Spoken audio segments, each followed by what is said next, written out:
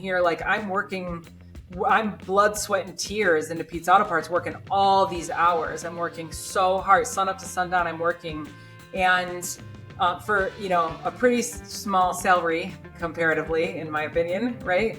And I'm doing because we keep saying that this is sweat equity, right? But there's nothing in writing, and like anything could happen, And so I went to him and I said, like, do you see me as the person to take over this company, to buy this company? What are the unique issues faced in acquiring a third generation business? What are some of the unique challenges you unintentionally create when an owner doesn't want to talk about succession? And how do you balance the health of the business and the assumptions of the family relationship? My name is Barrett Young, and this is the Art of Succession podcast. My guest today is Amber Kendrick, owner of Pete's Auto Parts, an auto parts recycling yard near Grand Rapids, Michigan. Today, we're going to hear from Amber about the unique and interesting challenges of taking over a third-generation auto parts yard and growing her team by providing customer service and care for her team. Amber, welcome to the Art of Succession. Thanks so much for having me. Founded by your grandfather, correct? What is an auto parts recycling yard? Yeah, thanks for asking. Because I think one thing that we get a lot is like, oh, a junkyard. That's what people usually think. And in the most basic sense, yes. If you're imagining, automobiles that have been in an accident, lined up in rows, like that's right. That's us. It's a junkyard. But it's not junk. We don't sell junk. We sell quality used auto parts. So we like salvage yard or used auto parts recycling facility, better than junkyard. But we buy insurance company total losses. So we're not buying end of life vehicles. If your vehicle's worn out at the end of its life, then it's going to the scrapper, right? We're buying vehicles that were fully insured.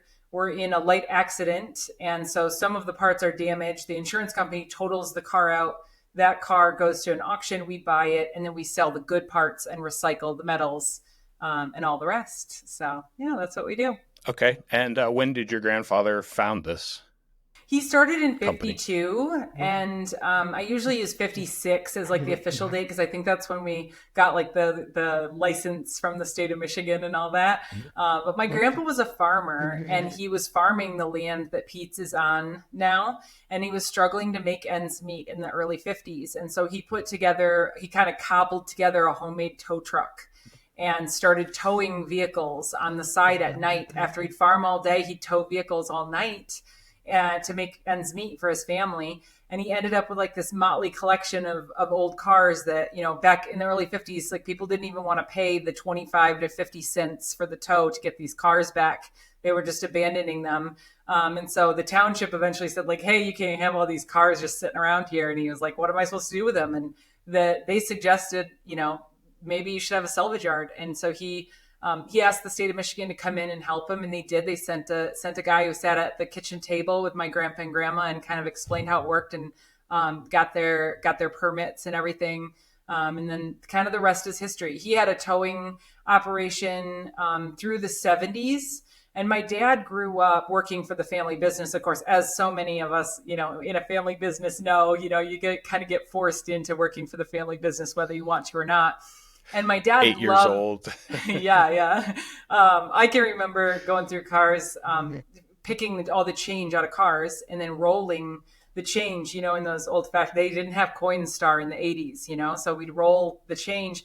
And then my dad would let us keep 10%. And looking back, that was kind of a small cut, for the change we'd roll. But so my dad, he loved cars, but he was towing, from basically as soon as he had a driver's license. And so while he was in high school, he'd be going to school during the day. And then at night, Michigan winters, there'd be cars going in the ditch. His dad would be getting him out of bed to go tow cars all night. And he did not like the towing side of the business. So he bought half the business from my grandpa in the 70s and the other half in the 80s. And he closed down the towing operation just about as soon as he could to focus on the parts. And that has served us very well. Gotcha. Okay. So at the time, was your grandfather looking to restore these vehicles himself, or was he specifically, he saw an opportunity to sell parts to neighbors and other people in the community? Yeah, he saw the opportunity to sell parts. And like back in the day, the way things worked is somebody would come by and say, like, hey, do you have, a Chevy Caprice? I need a taillight. And he'd say, oh, yeah, go out back, about 5 rows back on the left. And people would go out themselves to pull parts. That's not really how it works these days. There are self-service auto recyclers out there. There's pick and pull yards where you can go pull your own parts. But we're a full-service auto recycler, so we have trained technicians that remove all the parts for you. So if you want a part these days, you're not allowed in the yard. You just call or text or email us, and we let you know the part availability, and then we go pull the part. We take pictures of it. We clean it, inspect it, send you pictures to make sure it's everything you dreamed it would be. And so it works a lot different than it did back when my grandpa started things and when my dad took over. But yeah. Okay, interesting. Yeah, I'm familiar with the pick and pull model. I used to have classic Volkswagens, and it would be impossible to get parts except at like a pick and pull, especially on the East Coast here. So your model then now has evolved to the order inventory. I mean, it's just sitting out there. It's not like you guys are pulling it all off and putting it on shelves until somebody says that they need that part. Yeah, there are parts that we pull automatically. So when the vehicle first comes in, first of all, the first thing we do is we have someone who cleans any and all trash out of the vehicle, and then takes pictures of the vehicle and of all the parts and uploads those pictures. And then we have a person who inventories the vehicle. They have a tablet, and they walk around the vehicle and they identify every good part. And then each part that's good, they identify what it is. So like, a Volkswagen, there might be, a door on a Volkswagen Jetta. The same Jetta sold, from Volkswagen in 2017 might have 4 different doors depending on the trim style. There might be one that has automatic up-down windows and one that doesn't, or there might be one that has a molding and one that doesn't. So he identifies the exact part that's on the vehicle, and if it's good, all the damage codes. So like if there's a scratch on the door, we identify that, and we have a code for that we save in the description so that we know if there's any issues with the door, we can describe those to the customers and discount it. Yeah, exactly right. So then once those parts are in inventory, they can be sold at any time. And then when a part is sold that triggers dismantling, the car is brought into the building for dismantling. And so our dismantlers remove every engine. They remove every transmission. They remove like the compressor, the alternator, the starter. There's a whole bunch of parts the wheels, they remove on every car. And those parts get warehoused. Like we put engines and transmissions and axles and things into our warehouses. And then the rest of the parts we leave on the vehicle. We like to use the vehicle as a warehouse. So then when a door is sold, the door is on the vehicle and we go remove it from the vehicle. And we found that that's just like the safest place for the door is on the vehicle. If we remove it, and put it in a warehouse, there's a chance we're going to damage it every time we handle it. So we try not to handle the vehicles more times than we have to, and we try not to handle the parts more time than we have to. But yeah, we pretty much pull to order, and a lot of good parts do end up recycled, because we don't sell every part on the car, but we do sell quite a few. Yeah. Okay, interesting. Now, Dad taking over in the 70s and 80s. I mean, did he immediately know this is what he was going into? Yeah, my dad only very briefly worked for anyone else. Like after he and my grandpa had gotten into a fight, he like went to work as a mechanic very briefly, but he came back pretty quickly too. And he was a pretty fiercely independent guy and worked for himself all those years. And then when I came into the family business, I had originally kind of ran screaming. I was given all the most terrible jobs at Pete's Auto Parts when I was a kid. When I first came in, they'd say, "Oh yeah, you're gonna go through the inventory and check all the parts." So it'd be August and I'd be in the 3rd floor of the warehouse, just sweating buckets, verifying inventory, just the most boring job you can imagine, hours after hours, and then, or if they need, all of a sudden they need a part delivered, quick, stop what you're doing and go deliver this part. Or, this drain needs to be shoveled out, here's a shovel out the drain. Like, who would imagine you wouldn't want anything to do with that business, right? I was just always pulled. At what age? Yeah, like 14 probably was when I was shoveling 14, drains, okay. Middle school, high school age. I got you. Yeah. And I can remember like blasting my music in high school, like being real rebellious, not wanting to be there really, and kind of forced to do it. But I went to college. I got an English degree, and I just didn't imagine I would have anything to do with the family business. I was planning on going to grad school, but I had a lot of student loans, and I thought, well, I'll work for a little bit and then figure out exactly where I want to go or how I'm going to pay for this grad school thing. And I went to work in condominium management, and I was the financial manager of a company that managed condominium associations, and I helped that company grow. And that was so fun. I had so much fun. So I got the job from my QuickBooks experience working for my family business. So ironically, here I go to college and get a degree. And then how do I get the job? Oh, from my experience working for the family business I ran from, and I was paying bills. And one of those jobs nobody wanted to do while you were growing up was the bookkeeping. Yeah, exactly. Yeah. So give it to Amber. She could figure it out. Yeah. Okay. So I was working at this condominium management group, and I was paying the bills and doing taxes for all these condo associations, 20 some condo associations. And my predecessor had done these little cover letters that just said, this quarter, it was X number of dollars income, X number of dollars expenses. It was like a 1-paragraph cover letter. And if you haven't figured it out yet, I love to talk, I'm verbose, and so my cover letters would be like 2 and 3 pages long, and they would go into great detail about how we redid 17 decks this summer, and next year we'll redo 16 decks, And the condo associations just ate that up. All these old people got their financial statements, and for once they could understand what was happening with the numbers because I would do these long descriptions of them. And so my boss started taking those descriptions to new condo associations and picking up new clients. And we started growing the business. And I just thought that was like the most fun. I was creating more work for myself, but I thought it was so cool. And it was so exciting to grow the business. And I enjoyed that so much. And so I went to my boss about a raise, here I made all this new work for myself, And he kind of hemmed and hawed about it and said I'd get my raise at my one year mark. I'd been working there for like 10 months and we'd growing the business like crazy. And I'm like, are you crazy? I'm making you all this money and I'm working all these extra hours, and you're not going to like reward me for my work. And I thought that was just nuts. Wait 2 months. Right? Wait 2 more months and then we'll talk about it. So I quit. And when I quit, he offered to up my salary. And then I said, I was like, no. And he offered to double my salary. And I was like, well, now it's really a no. Because if you think I was worth twice what I was making and you just weren't going to pay me that, I don't really want to work for someone like that. But that was such an important lesson for me as a business owner and as a manager later on to give people what they're worth. To not wait for a 1-year anniversary to reward someone for doing a job well done. It was really key for me to have that job because it made me a different boss. It made me a different business owner today, So when that all happened, I went to my dad's business manager at the time because I knew him from working with him. And I said, hey, this is crazy, but if you ever have a spot open up at Pete's that would be a good fit for me, I'm looking, I'm not happy with the compensation situation at my job. And he was like, well, you're not going to believe this, but I just talked to your dad about bringing somebody in the office.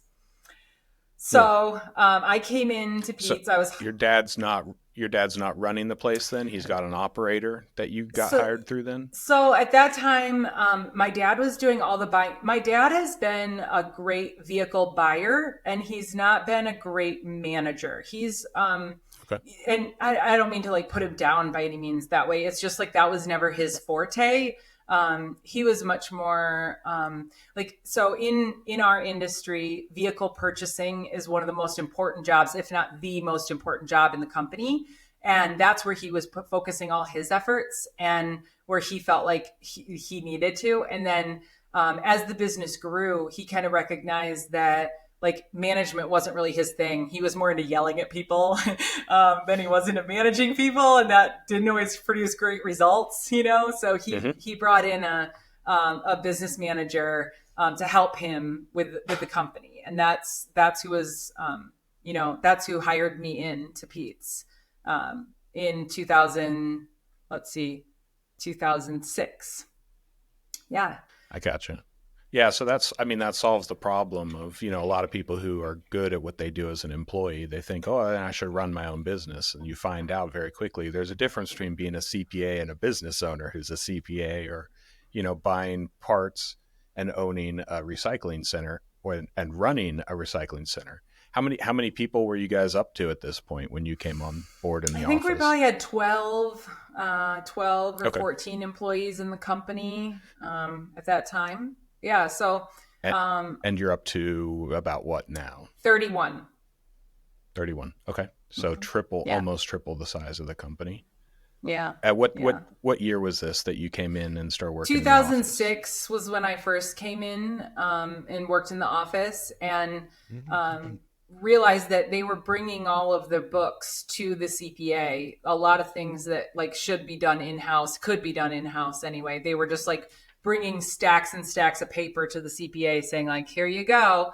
And there was there was just a lot of things going on. Like there wasn't any daily reconciliation of like the sales to the cash. It was just like, here's how much money we took in this month, and so, I really changed a lot in the front office, and I developed a system of daily reconciliation so that every day, all of our sales and monies were recorded into QuickBooks. Like we have an inventory management system that we print reports off and transpose that into QuickBooks so that we could keep track of all that. And we just, instead of just writing checks out of a, paper checkbook and then handing the copies to the CPA, started doing it all through QuickBooks. I started doing all the payroll all myself, and just like bringing us into the 21st century, back then. And Yeah. that went pretty well.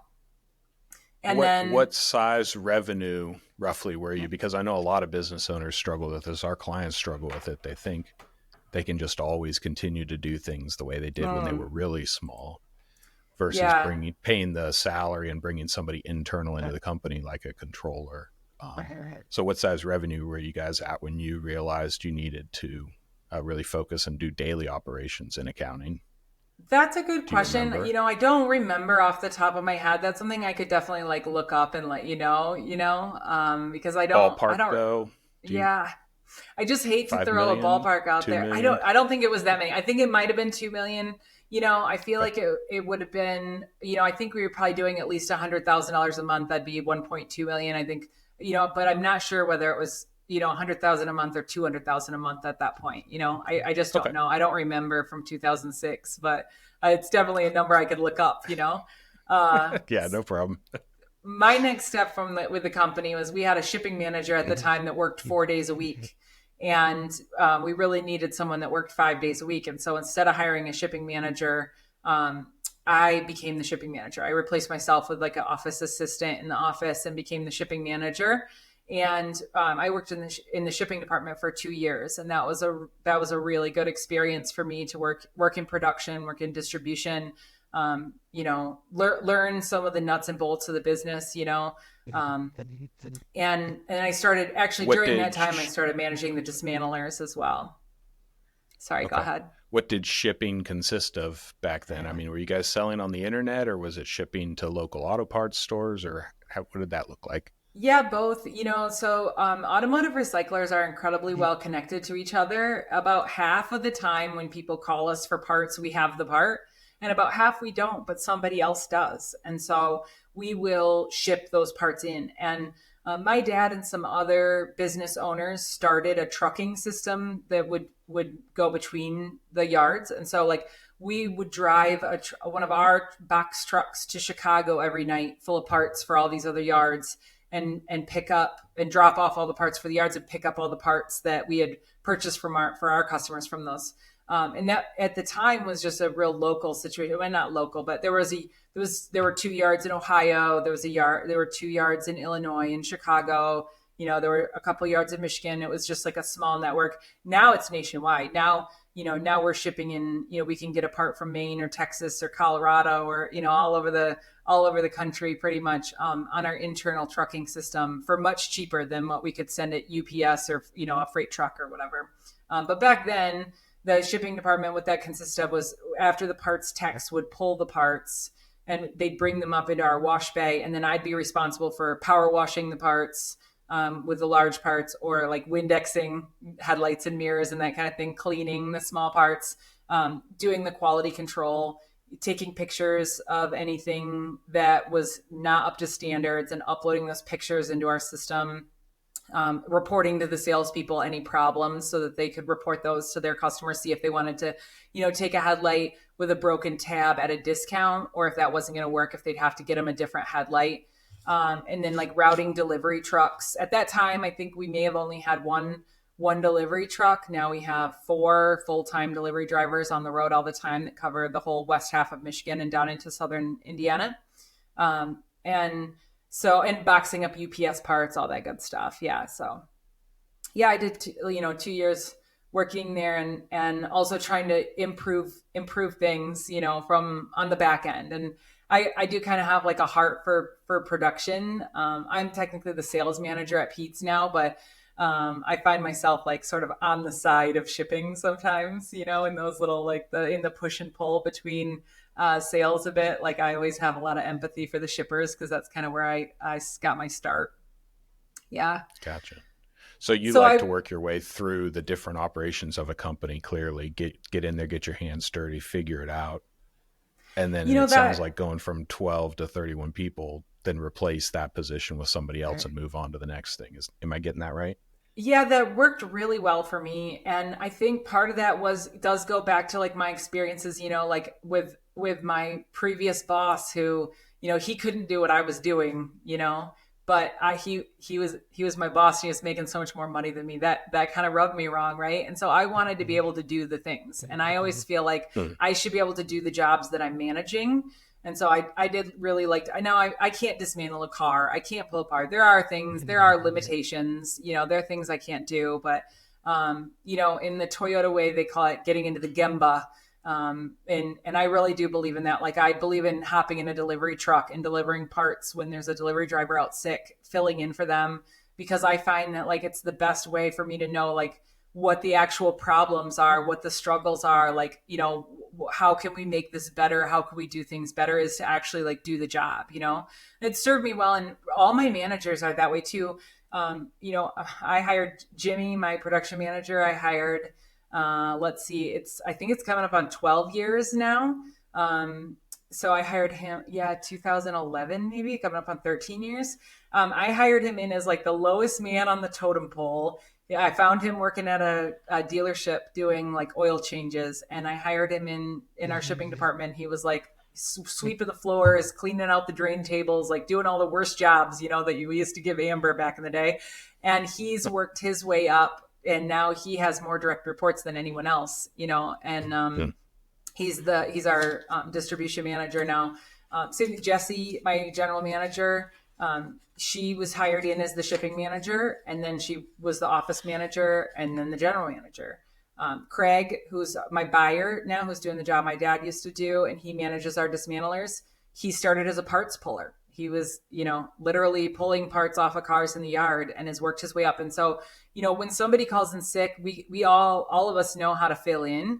When it comes time to train a new person, we know how to do the job that we're training for, and Craig can dismantle a car just as fast as our trained dismantlers can, and they all know it, and he does it from time to time. And I think that there's a level of respect there that has been really helpful. I think almost everybody's had a boss that like couldn't have done what they were doing, and I don't know, I just think that there's a difference there, and it feels good to have a boss who knows how hard your job is and respects it too. Yeah. Yeah. I mean, it's a good reminder. There's a lot of activity on the internet right now about business acquisition, and all you need is a loan or SBA loan and a funder or something like that. And you can step into anywhere and do anything, but it's like, you might own the company, but you can't operate it. You don't know anything about it. And you're reliant on those employees to want to continue working for you. So, I mean, you came by it naturally. This was a company you grew up in, but it's good to see that you're also doing that with your employees that come in. Yeah. learn, I think it's start in the good too for, mailroom kind of thing and work your way up. yeah. Yeah, and I think it's good for incoming people too to see that like there is room for growth. I think that that's something a lot of people coming in at an entry level position want to know, that there's room for growth, and we've got Mm. proof of it, right here. So that's really great too. Yeah, yeah. So I worked How do my way you, up to. go Oh, ahead. sorry. I was just Nope, gonna say go I ahead. worked my way up to general manager, and then I had been growing the company with my dad and making it profitable. But the year before I came into the business, they lost money. The couple of years before I came into the business, they lost money, and the first year I joined the company, they lost money. The second year, we made money and pretty much made money every year after that. And I was that was really a big drive of mine. And then as the general manager, and as I kind of felt like the heir to the throne, I wanted to know where this was going, and my dad would take me to seminars. We go to industry events like the Automotive Recyclers Association and the United Recyclers Group are the two big nationwide organizations in my industry. And we go to these events and people would talk about succession planning. And I'd be like elbowing my dad, like, hey, succession You planning. listening? Yeah. And it wasn't something that he wanted to talk about, and at the time, that was really hard for me, and Mhm. I was at we did some consulting group meetings, and those were huge. Those were huge for me. We did consulting group meetings where we went twice a year, met with other auto recyclers from all over the country, all in non-competing markets, shared financials, and went around the room and talked about our difficulties and what was going on in our business, and helped each other. And that was like hugely instrumental in my growth. There were so many mentors in that group that just taught me so much. And I learned so much from their mistakes and from their wins, and I really found that was a huge resource for me. And at one of those meetings, I had a job offer.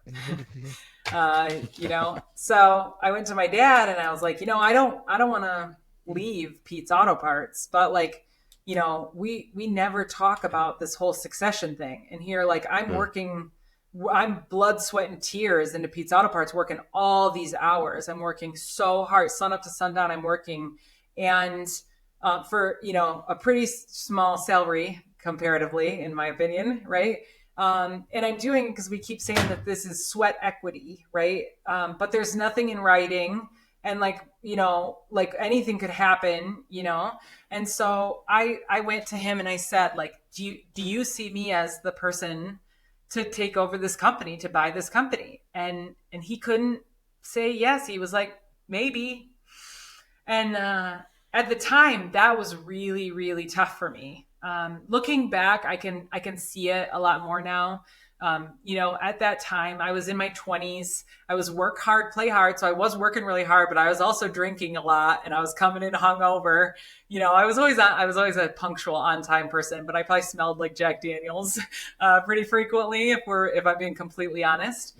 And I can see, looking back, that he thought like, well, sure, maybe you're the right person, but like, you're in your 20s, like maybe not. I don't know, 15 years, 20 years from now, kind of Yeah, and I think one of maturity, all his that stuff. yeah one of his thoughts, I think, was just like, I'm not ready to deal with this. Like, I'm not ready to retire, and I wanted to know that there was a plan. I wanted, like, okay, we'll transfer this much ghost stock to you for this, every year as a bonus, or I wanted some kind of like concrete plan, and he wasn't going to give that to me.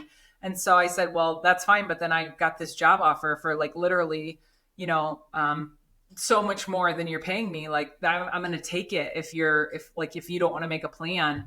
And so he was like, all right, I guess that's what we're doing. So I left the family business. I moved to Omaha, Nebraska. Didn't know a Wow. soul. Nobody Okay. moves to Omaha on purpose, but it's actually a really lovely city to live in my opinion. I really enjoyed my time there. And the really cool thing was, the guy who had offered me the job, Peter Fink. He owns American Auto Parts in Omaha, Nebraska, but he also owns Certified Transmission, and they're the third largest transmission remanufacturer in the United States. And so he owned this big company with all these managers and all these stores, and American Auto Parts is this tiny little drop in his business bucket. And So I was 100% responsible for the P&L of American Auto Parts. I would see my boss once a month, where I would be held responsible for my P&L numbers, and I would have access to all these other managers at our management meeting.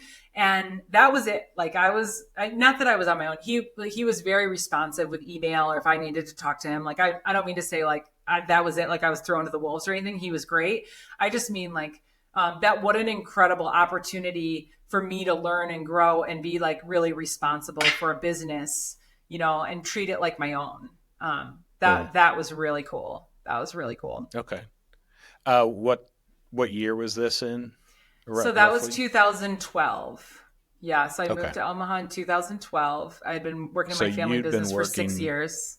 You'd been working with Dad for 6 years, and we're already Mm-hmm. starting to wonder, when's the succession conversation come up? Yeah. So, I mean, when you've always wanted to run your own business then, or at what point in there did I you? guess.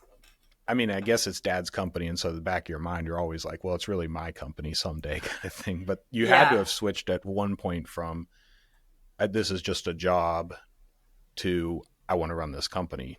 I want to be responsible for other people and for decisions and stuff like that. For Did that sure. come? Did that come through the property management company? Was that already in place when you started working with Dad, or is that just something that developed working your way up through Pete's Auto?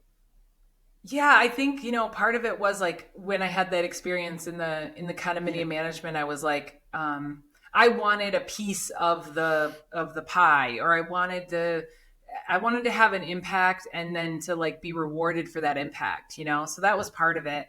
And then after I started working at Pete's, one of the things that was kind of happening was like my dad, bless his heart, would not want me to throw things away. And I think this is like pretty common for some older business owners with like a lot of inventory, is they don't see like the harm in keeping old stock lying around, right? And I would want to like clear out the old stuff, make room for, have everything, know where everything is and have everything neat and organized. So I'd like wait for him to go on vacation and then like throw all the old inventory away, right? And like we do big cleanup projects. Like as soon as he'd go fishing, we'd all run out there and start like doing a big cleanup project, because we knew if we did it in front of him, we'd get yelled at. But if we did it behind his back, and it was all like for the good of the business, right? Like I never did things behind his back, like to get away with something, or like, I don't know. It was always like, because I thought that was the best thing for the business. But it was like, I'd rather ask for forgiveness than permission, kind of a thing. And that, I guess that was where I was like, I was always all about Pete's Auto Parts, like furthering Pete's Auto Parts, getting Pete's Auto Parts to make money, to sell more parts, to have customers be happy with us, to make a name in the industry. And it didn't really matter like what Dad thought about throwing this old stuff away, because that's what my next step was. So I'm not sure exactly when it shifted, but you're right. It definitely did, to where I did think of it as my company. And I still, actually, I'm technically the sole owner of Pete's Auto Parts now, but I think of it as our company. Like I think of it like with me and my management team, I think of it as like just as much their company as my company, because we've been building it together, since 2000. I don't know. I guess I hired Jesse in 2009, maybe. Um, I can't remember exactly the year, but we've been building this together for a long time. And like when I left in 2012, Jesse and Craig and Jimmy were all working at Pete's, and they all stayed and continued to build the business while I left. And said, I'll be back, I'll be back, I'll be back, and I was eventually back. But like we've been a team for a long time, and so it definitely has always felt like this is something that we're all doing together. Okay, Yeah. all right. Yeah. So how long was I mean, it wasn't a detour in your mind. You just said you're going to be back. This is a Yeah. temporary thing that you're doing over here in Nebraska. Clearly grew you, but this was just, I mean, this was a strategic move just to wait until Yeah. Dad's ready to have this conversation, and then when Yeah, he I says, wanted to make yeah, I wanted to make more money and I wanted to learn and grow and do other things, within the industry. But I thought like everything that I learn, I can take back with me. I wanted to learn how to sell remanufactured product better, which American Auto Parts was great at. I wanted to learn how to broker more, which American Auto Parts was great at. There were lots of things that I wanted to learn and get out of the situation as well. So yeah, I saw it as a huge learning opportunity and an opportunity to make a bunch more money. And I just felt like I felt like if I'd stayed, my dad was never going to give up the reins. I felt like I saw a lot of people in my industry whose parents were still in charge when they were in their 50s, or like when the kids were in their 50s and the parents are like in their 70s and the parents are When the still in kids should be charge. thinking about succession planning, they still haven't even had a chance to take over yet. Right. And I was Right. like, that's not happening to me. I'm not Yeah. doing that. And so, Yeah. I ran American Auto Parts for 2 years and it was a great experience. And then I got a job offer to go to Colorado and I took that. And I'm really glad I did that because I met my husband in Colorado. So that worked out really well for me.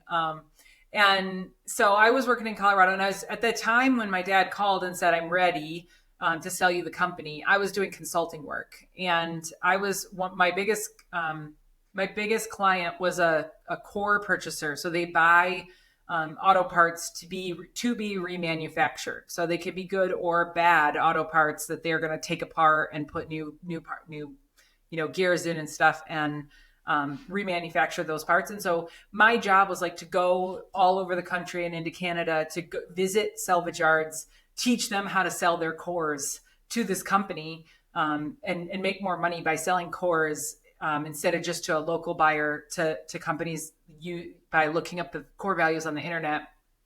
And so I got to see so many different setups and go into all these different yards: big yards, small yards, self-service, full service, family operations, consolidators, corporate owned places, all, you name it. I've been to so many facilities all over the country, and that was like an incredible learning experience.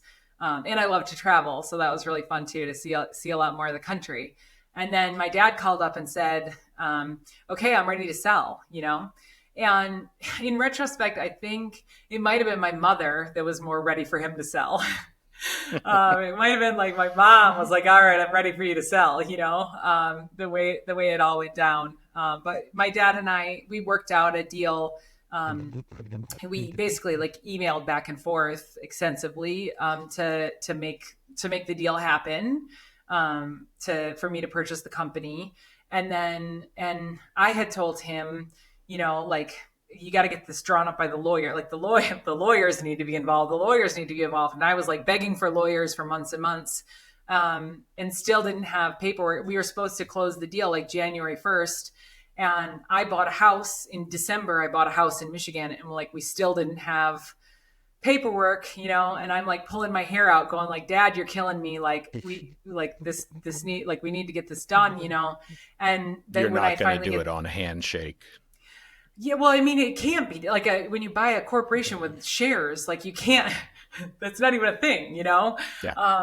Like we had emails with agreements, but then once the lawyers had the paperwork, it was a totally different deal. And he had a whole list of demands, that we did not agree to, before I bought a house and moved me and my husband across the country. And that part was really hard, because, I think from his perspective, these were all things that like he should get, like, it's not too much for him to ask. Like he said, like, "Oh, I want the company to pay for my health insurance and your mother's health insurance for the rest of our lives." And it's like, well, actually, there are laws about what the company can and can't pay for.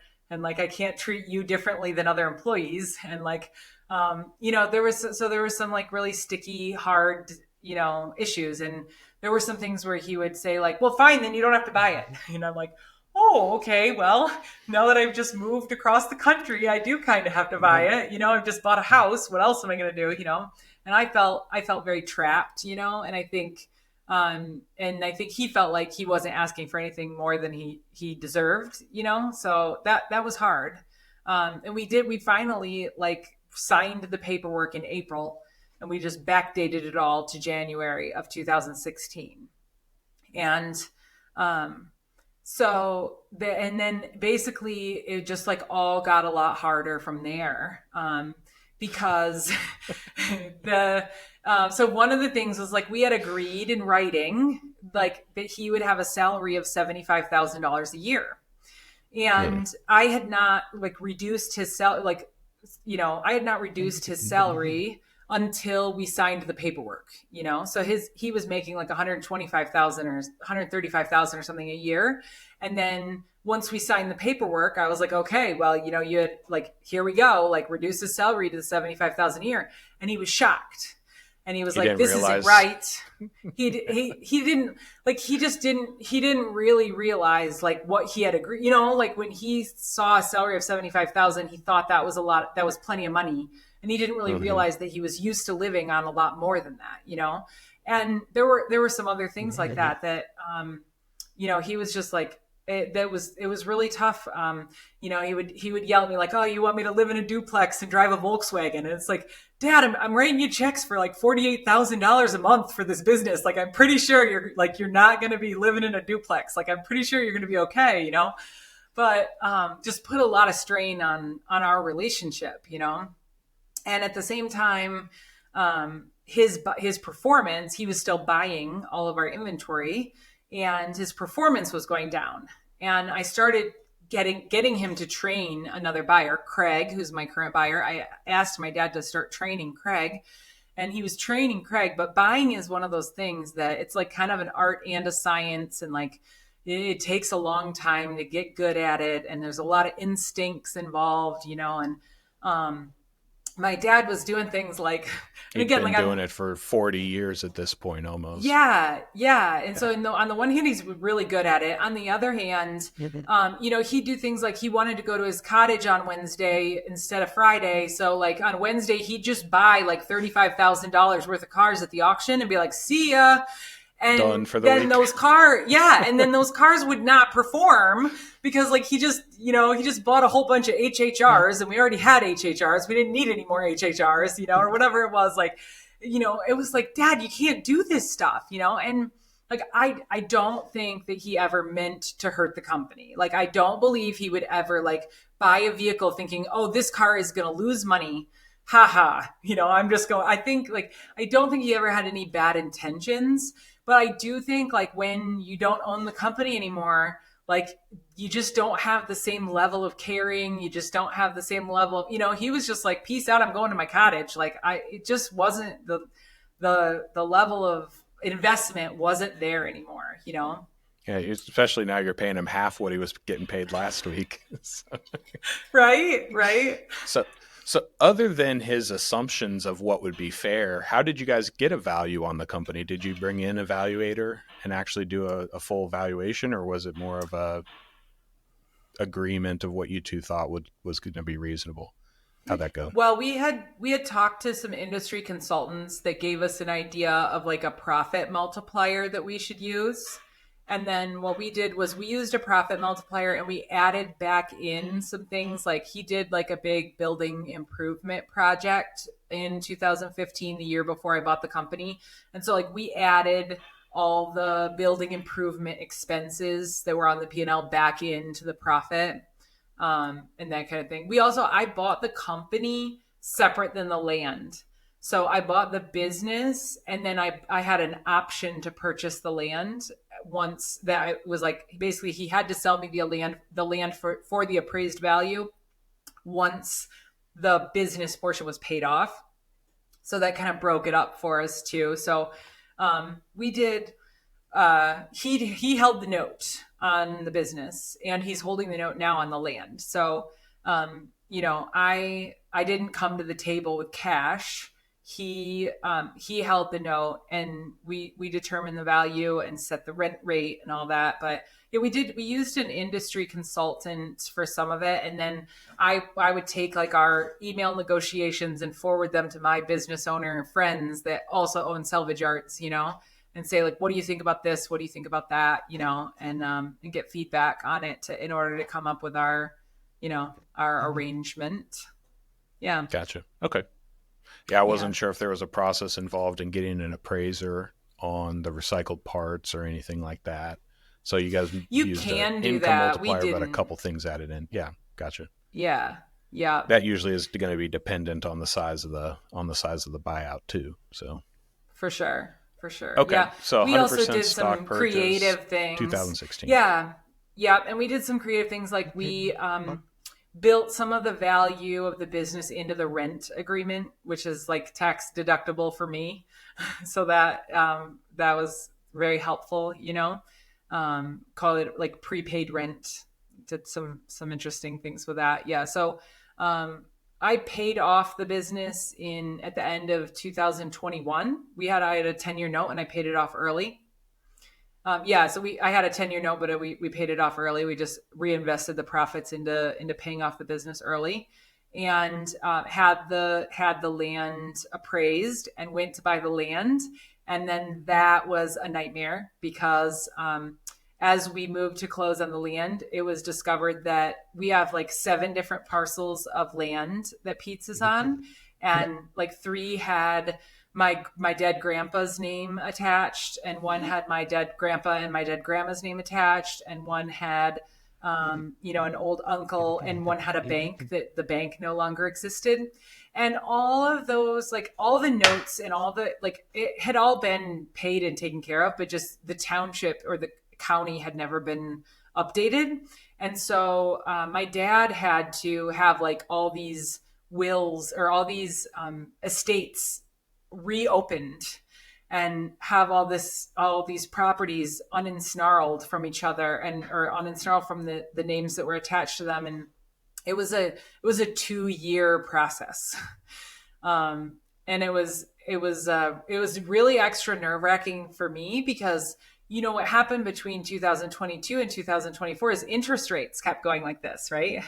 And my dad and I had an agreement, in writing that he would match the interest rate I could get from the bank. And I got the interest rate from the bank, and like he had agreed to this interest rate. But I was just sure, based on how the interactions have gone with me and my dad, that what was going to happen is he was going to want a new interest rate, And so every month that went by, and the interest rates are climbing, I'm just going like, I'm not even going to be afford to buy. I'm not going to be able to buy the land for this business at the interest rates, But thankfully, I was able to buy the land for the appraised value at the interest rate that we had agreed upon, and we closed 2 on the years property. prior. Yeah. So February of 2024, I closed on the land. Okay. Yeah. So I would advise anyone who is buying a business to before you buy the business, find out who owns the land and exactly what it would take for you to buy the land. Because even with an option to purchase, it may not be as easy as you think. So back when your dad bought the company, he bought it in 2 rounds, 50-50 in the 70s and the 80s. Was it just done more of a back of the napkin handshake kind of agreement? Is that what you ran into? Or did he actually, it sounds like your grandfather passed while owning the land, so the land never really changed title. No, my the land did change titles. It was just like I'm trying to think how this went. There was a whole deal between my dad and my grandpa with their purchase agreement too, because my dad purchased half the business from my grandpa, and then when he went to purchase the other half, my grandpa had the business reappraised, and he wanted half of what it was worth now. And my dad felt like, oh, I'm the one who grew the business and made it worth this much more, and now you're charging me for that, But and so that there's another thing to look out for. But my dad had purchased all the land. He had just purchased it like slowly and piecemeal, and like my grandpa had held the notes for him, and that was more of a handshake deal, where like basically when my dad paid off the property, then my dad and my grandpa didn't go to the county and say like, oh, okay, now the property's paid off, it's free and clear. Mm-hmm. So it was more like my grandpa was like still listed as like a guarantor or whatever, you know what I'm saying? Lien like holder on the property. A lien holder on the property. And then my grandpa and grandma on one, and my other grandma had died and my grandpa had remarried, and there was like one of the pieces of property had like my step grandma and my grandpa on it. And so we're just like all these moving pieces and all these different people involved and all the estates that had to be opened, and the bank situation too. There was they paid off the bank, but then that was never proven. And then the bank like went out of business. And so now you have to like somehow get the receipts from the 1980s and 1990s showing you paid off like what you owed on this land, or the county won't let you transfer it. So it was a real mess. Yeah, I think that's one of the unique challenges of a generation going into the third generation. I think it's like only 10% of businesses go from the second generation to the third generation. And when you're buying stock in a business, you inherit all those problems along the way. And, one of the biggest issues, just a business being sold from one person to another, is documents and record keeping and making sure that's all cleaned up. And in this case, it just spanned over 60 plus years, and it was never urgent enough to pay attention to it until it was. And at this point, getting the land reappraised, you've got to be going crazy because you'd already completed the purchase of the business that was on the land. So it's not like you could Yeah. easily pick it up and move it to a different Yeah. lot. So Yeah. how's your relationship with Dad now? It's not great. He doesn't really talk to me. Ooh. I did fire him, and nobody wants to fire their father, but with the way that the buying performance was going, it was just like the business couldn't afford to keep buying the cars he was buying. And at the time, Craig, my buyer now, had a really good relationship with him as well. We would often go up to my parents' cottage, with Craig and Jesse, and spend time up there. And Craig and my dad had a really good relationship. And then Craig did not want me to fire my dad. He was like, I'm not ready. I need 6 more months. Like, I need 6 more months before I can possibly, do this job. And I was like, Craig, the business can't take 6 more months of Ron buying at a loss. Like, we got to do it. So my dad had gone on like a 2-week vacation, and when he came back, we let him go. And I really thought he would have seen it coming from a mile away, because I had been talking to him about the buying, and about how the numbers were bad. But he was really blindsided. And I do feel really bad about that. And so after I let him go, we did some family therapy sessions. And I was really hopeful that we could work it out. And he basically, at the third session, my dad was just like, you know what? I don't want to do this. Like, I don't want to rehash any of this. I don't want to deal with this. Like, I'd just rather see a couple times a year, pretend like everything's okay, see at Christmas and Easter and smile and pretend like everything's fine. And I was like, I don't know why we'd spend Christmas together if that's the case, And at that time, like, I was really hurt. I felt like he didn't want a relationship with me. He didn't want to like work on it. He didn't want to, I don't know, like that was really hurtful to me. And so like I stopped talking to him. That was in 2017, I believe. Oh, wow. And then I've definitely come around to like, I'm very open to having a relationship with him. I send him happy birthday texts, and I send him a Christmas card. And when I see him, like, I try to be nice to him and kind to him, and like give the vibe that like I'm here, I'm open to it, but he's just both my parents are pretty much just like, they just don't seem to want to have much to do with me. And I think they were just like really hurt, that I first cut him out of the business, and then I kind of cut him out of my life, and I get that. I do. It's too bad. I think that, at the end of the day, family's more important than business, is easy to say. But when your business is your livelihood, and like you're worried that you're going to be able to make the next payment, and you've got 30 families depending on you. I guess at the time it was more like 22 families depending on me. But when you got all these families depending on you, you do make choices. And I made the choices that I have to live with now. I love my parents. I pray for them every morning. That's good for me. I helps me to not be resentful. I know in my heart that I have this business because of my dad and my grandpa, and like I wouldn't have it if it weren't for them. Not that I couldn't have worked hard and gone out and bought a different business, I could have, and I have, I like, with my connections in the industry, I have lots of opportunities, but I didn't want another business. I wanted this business. I love the people that I work with. I love the place that I work. I love that it's my grandpa's legacy. My grandpa was a really special person, and I love that I get to do this here with his name on my shirt. Yeah, that's hard. I'm so sorry. Thanks. Are you an only child also, or did you have No, I siblings in the have three mix? siblings. I have three. I have Okay. one younger brother, who I also fired. I'm starting to see a pattern Unrelated. here, huh? Yeah, unrelated. No, I fired him much before, much earlier. And you know what? My brother is awesome. He was doing inventory for Pete's, and he was bored to tears. He's a super smart guy, and inventory is like a very detail oriented task that's boring. You do the same stuff over and over and over again, Yeah, and not the right he fit was for him. So miserable. It wasn't the right set fit him for him. free. Set him free, and now he owns his own company. And actually, I can see him from where I sit. His business is right next door, to my office. I have a sales and business office that's across the street around the corner from Pete's now. And his business, Scotty's Auto Service, is right next door to mine. And he's a great customer of mine because he's a mechanic. And so he buys lots of engines and transmissions and axles and computers and things. And yeah, so I think too, back to when my dad wasn't sure if I was the right person to buy Pete's, he might have been thinking in the back of his mind that his son might buy Pete's, and I do kind of get that. Like, there's something about a father thinking that their son will be the one to take over for them, not their daughter. The world is changing. That I think that there's a lot more daughters who are carrying on the family legacy than there used to be. But I could see where that might be. He might have been thinking maybe Scotty will come back.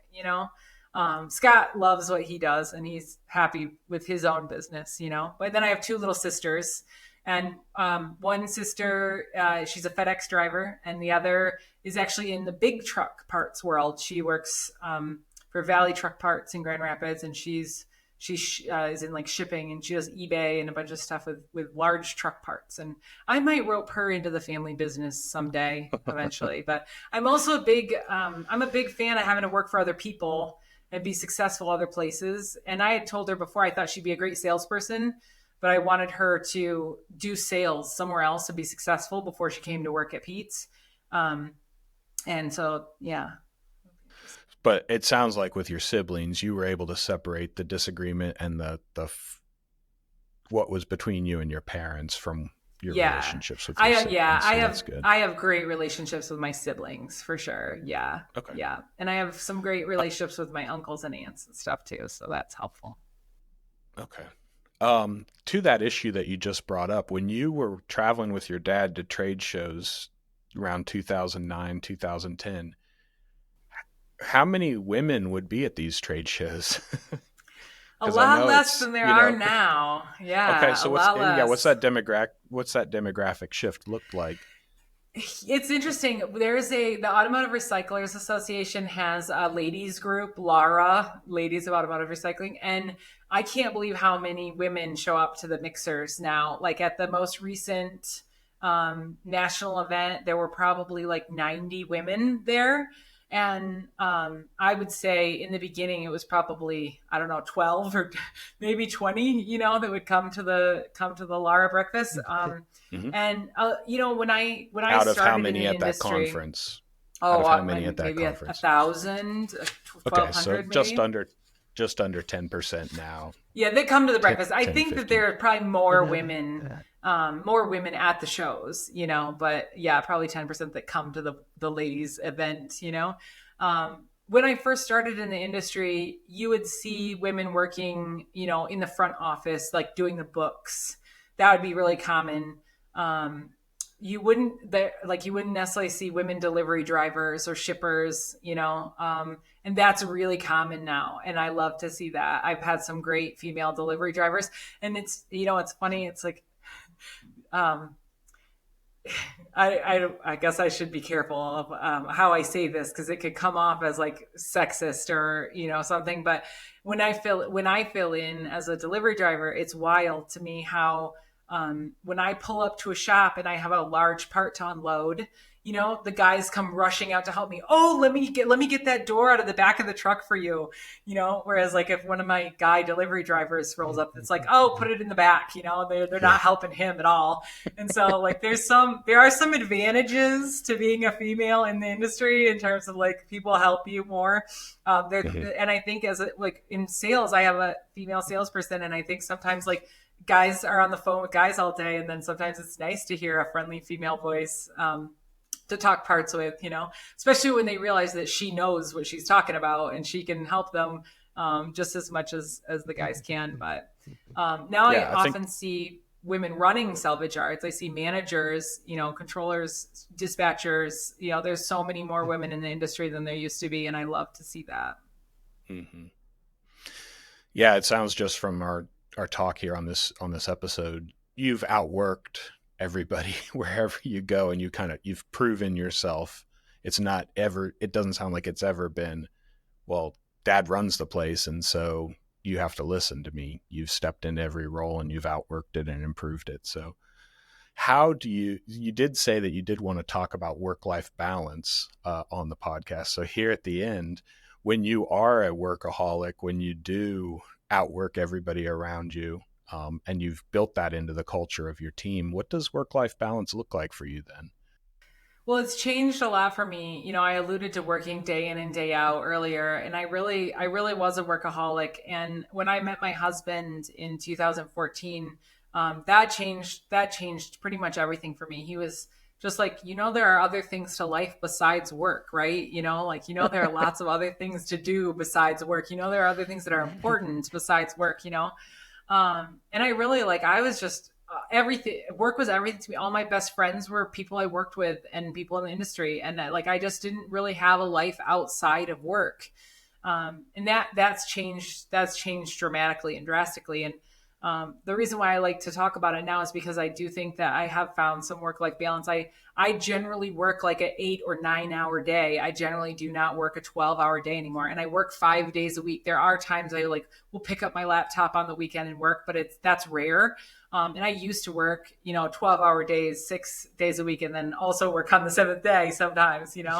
And I think it's like, I thought I was doing my company such a service by working so hard. But what I've found is that when I step back and I do have good work life balance, when I'm going to yoga and I'm taking time with friends and family and I'm going on walks with my dogs, I have so much more to give when I'm at work. And I get so much more done in my 8 and 9 hour days than I did when I was like exhausted in my 12-hour days. Like, I think I come up with better ideas and I'm fresher and I respond to people with more kindness when, I take good care of myself and I'm not being a workaholic, like, as is my nature. And I used to set my company up to be very work hard, like everybody work a million hours, and it's just not that way anymore. I have very few people who work overtime, not because I don't want to pay for it or anything, but just because like I don't think that you should have to work overtime to take home a good wage. I think you should be able to live on a 40-hour work week, and you shouldn't have to work 60 hours to make a good living. And I think that we all benefit from that. Hmm. So has that ability now just come from capacity? You're at 31 people now. You were at, low 20s when you took over. Was it just a matter of we have way too much work for a small crew and we've just got to grow the business? Is that?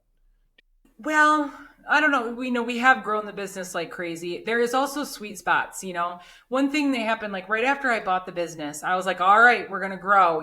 And the way that we've always traditionally grown is just buy more cars, buy more cars. So we made a plan and we bought more cars. We went to 6 dismantlers and we were just turning and burning. And what that meant was that the cars could stay on our property that much less time. We only have 8 acres. We can only Hmm. hold so many cars. So if you're buying 200 cars a month, you got to crush 200 cars a month. Like, you can't keep them for very long. And then you're crushing a lot of really good parts. And what we found as we had increased capacity so much is that even though we were all working so much harder, we weren't making any more money, or we were making a tiny bit more money. It wasn't in relation to how much more we were doing, So we kind of scaled back and said, okay, let's work smarter, not harder. And so we've steadily increased our buying budget, but we don't necessarily increase the number of cars we're buying. In fact, we've strategically decreased the number of cars we've bought several years in a row. Now, this year, I think we'll actually buy more cars than we do out last year. But for several years in a row, we bought less cars, but for more money with more expensive parts with higher projected sales. Our sales numbers were higher, but we had to, dismantle less vehicles. So, like in that sense, like I'd rather have two, high output dismantlers who are averaging 2.25 cars a day than 4 dismantlers who are each averaging a car and a half a day. But again, my dismantlers are allowed to go home when they hit 10 cars in a week. If they want to, they don't have to. And so they almost always hit their 10 cars by Thursday, so they don't have to work on Friday. And then they get a 3-day weekend, a lot of the weeks of the year.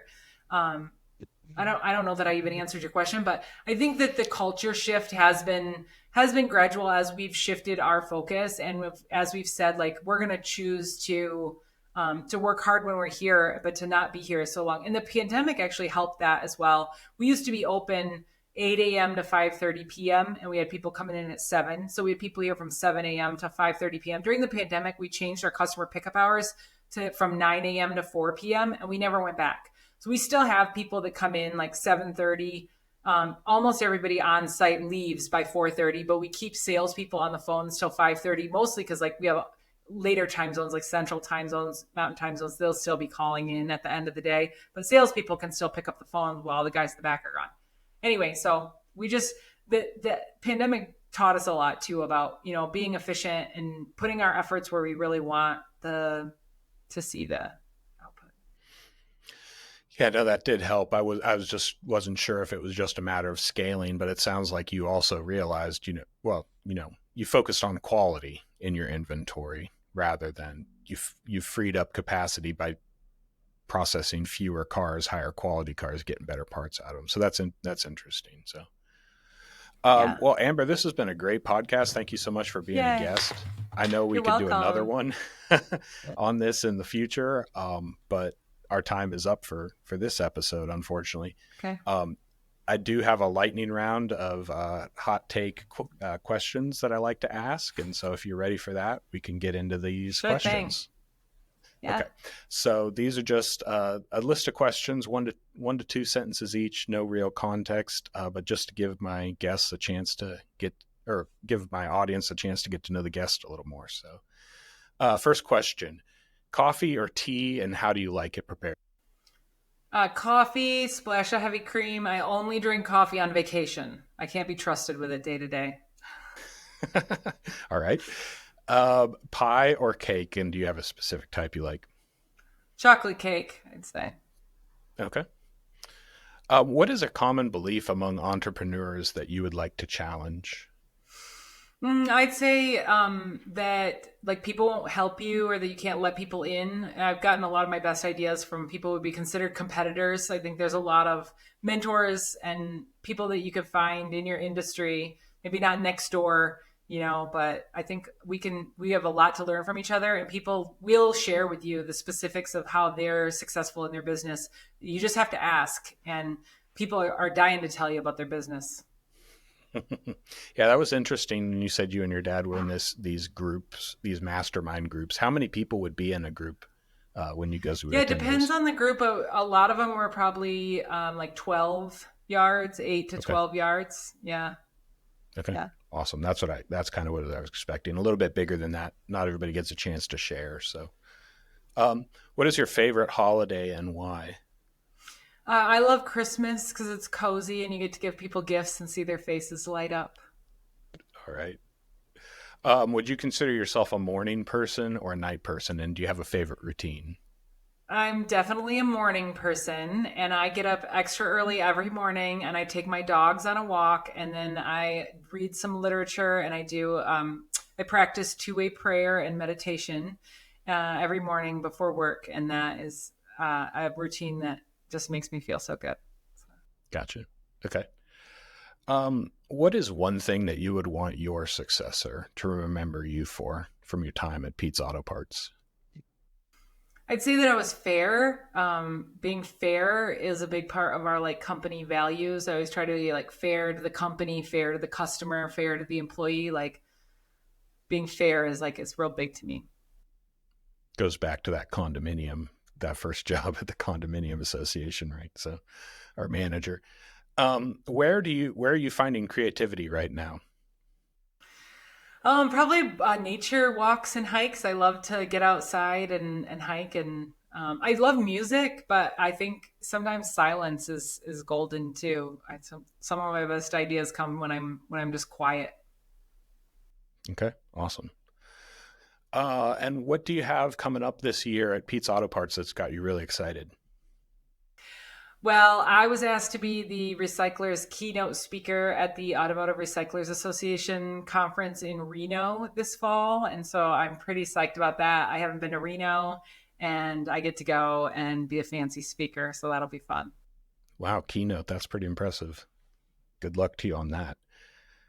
Uh, and last thing, where can everybody find more information about you and about Pete's Auto Parts? Yeah, you can follow me on the socials. Petesauto.net is my business website, and facebook.com/.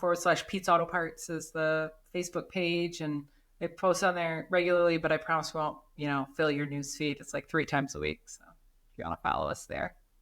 Okay, great. Well, thank you guys so much, Amber, for being a guest on the Artist Succession. It's been great.